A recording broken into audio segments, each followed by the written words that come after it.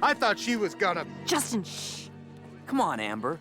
Who pays attention to us? The Terrible Trio are a group of college kids who stole the formula to Dr. Langstrom's Man-Bat serum, altered it, and then used it on themselves. The group consists of David, the Fox, who is the group's leader and is the most unstable out of the trio. Then there's Amber, the Vulture, who, after failing to get into an unnamed sorority, she became quick friends with David and Justin. And speaking of Justin, we finally have Justin, the Shark. Justin is the brute of the group, and like most brutes, Justin isn't the brightest. What brought this group together wasn't a heist being formed by random people like something out of the Dark Knight, but rather something much more real and relatable. The group came to be because all three of them were unable to fit in. Each of them was seen as rejects and outcasts. So, once they all befriended each other, they became the Terrible Trio. With that brief summary out the way, let me go ahead and quickly mention the episode that I'll be going over and discuss how I'll break it down. The episode we'll be looking at today is titled Attack of the Terrible Trio, yet another fitting title. Anyways, much like my video on the Splicers, I will be talking about all three of the characters during this, and I'll also be focusing on the parts of the episode that directly involve them. So, like always, there will be some skipping within the episode itself. With that said, let's dive right into Attack of the Terrible Trio. The episode begins with a bunch of college students having a beach party when a girl swims out into the water and a shark fin starts heading towards her. It stops just short of her, and she thinks it's a joke until the humanoid shark attached to it rises out the water. All of the college students then panic and run to their cars, but while doing so, they run into the Fox and the Vulture who chase them away. So the main takeaway from this encounter is the Terrible Trio loves to cause chaos. It's not just because they're anarchists either. It's also because they enjoy threatening people and the power that comes with it. After feeling rejected and weak for what I'm assuming is years, they finally found power in their new forms and new hobbies. Skipping ahead, Batman and Batgirl confront Dr. Langstrom about the recent attack involving his transformative mutagen. Kurt denies any involvement and offers his assistance in the matter. And if you want to hear more about Langstrom, I did a whole video on him that you can go ahead and check out after this one. Skipping ahead again, the trio walks into their dorm as they discuss how they wrecked the party, and Justin begins boasting about how they terrorized the other students out loud. The two things we can take away from this is that 1. Justin and the rest are sadistic and take great pleasure in doing what they do. And 2. Justin talking rather loudly about everything suggests that he isn't that smart, or at the very least, he lacks basic awareness. After their discussion, they go to David's room where they encounter David's roommate,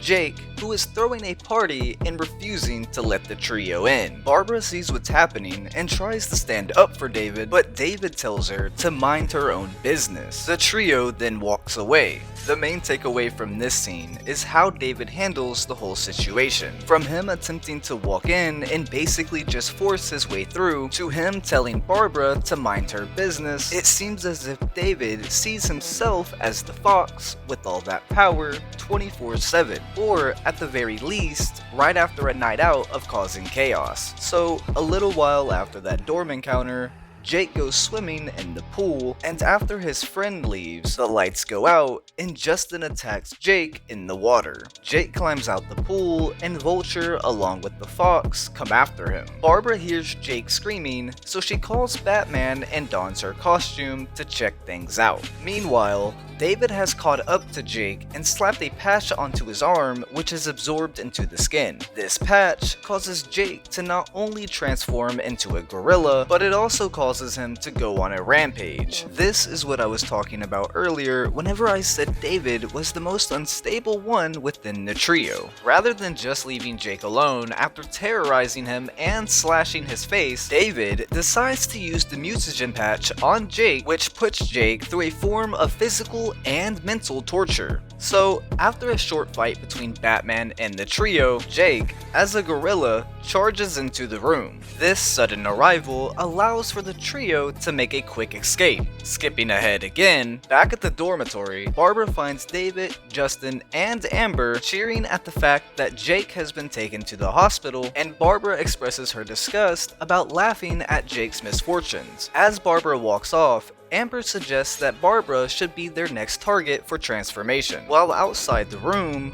Barbara finds a feather and takes it with her. This moment highlights Amber's quickness to not only be assertive as she gets right in Barbara's face, but also her quickness to target someone for the terror and torture they bring to people. The college president then makes a news announcement saying that all of the students will have to undergo DNA testing tomorrow, and the trio realize their time is running out. David then comes up with the new plan.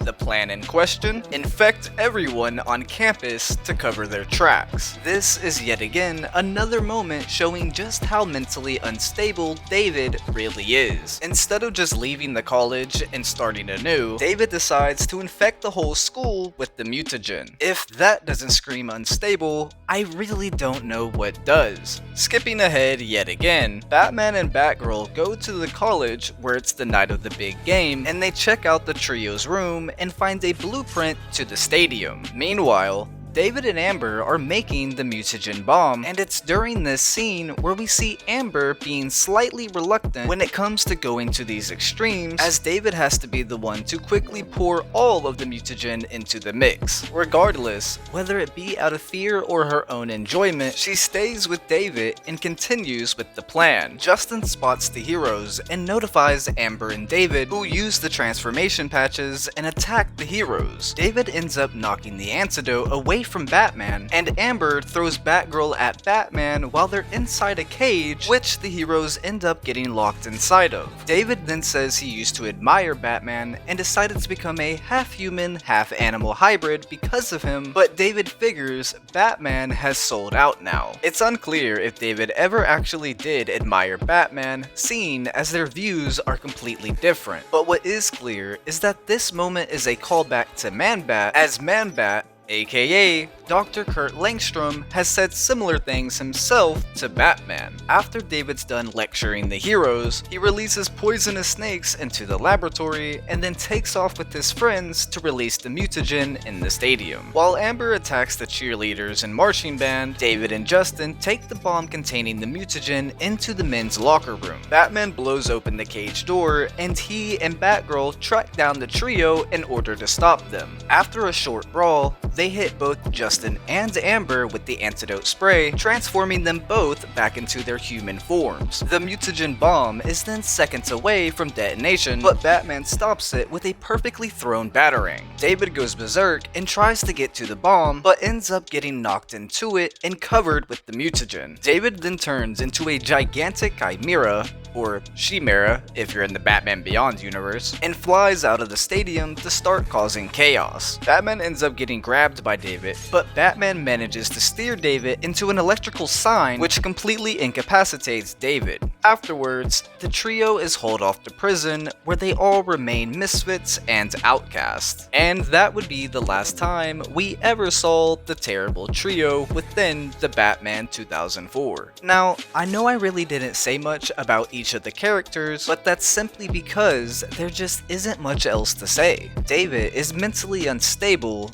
Justin is a sadistic brute, and Amber plays into both David's mental instabilities and Justin's sadistic nature. However, if you are interested in hearing more about them in a more in-depth view, then I highly suggest going to check out Serum Lake's video on them. It's definitely worth a watch, especially if you're interested in this series and if you like in-depth analysis on characters. But moving off of the life and personality of the terrible trio and onto their designs, 2 voice actors and 1 voice actress. The terrible trio's designs in the Batman 2004 are very similar to the designs that they have in Batman the Animated Series. However, the Batman 2004 adds the Man-Bat / Batman Beyond splicing elements to their designs, which, if you ask me, was a great touch. I always loved the idea of Man-Bat as well as the concept of splicing in general, so the choice to basically make the terrible trio a group of splicers was really cool to me. However,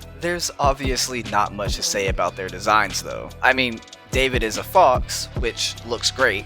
Amber is a vulture, which, again, looks great, and Justin is a shark, which, for the third time, looks great. So now, we'll move on to the 2 voice actors and 1 voice actress. We'll start with David the Fox. David was voiced by David Faustino. Fitting, isn't it? Back on the topic. And for those that didn't know, David Faustino also voiced Mako in The Legend of Korra. Next we have Amber the Vulture. Amber was voiced by Gray Delisle, or Gray Griffin, who has been the voice of Daphne Blake in the Scooby-Doo franchise since 2001. And finally, we have Justin the Shark. Justin was voiced by Gucci Gress, who played Bob in Ashley's Ashes. And I'm terribly sorry if I'm mispronouncing his name. Each one of them did a wonderful job handling these characters and bringing life into them. So huge shout out to all 3 of them.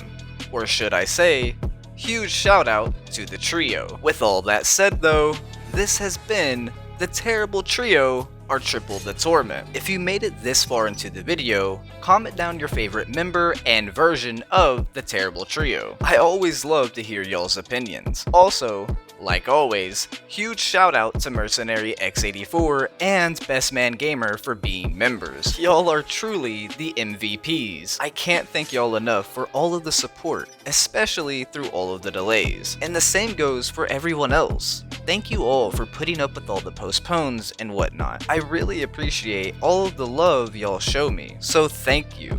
From the bottom of my ugly little heart, thank you. But with my ramblings finally out the way, and I do mean finally out the way, it's been ugly, and I'll see y'all in the next one.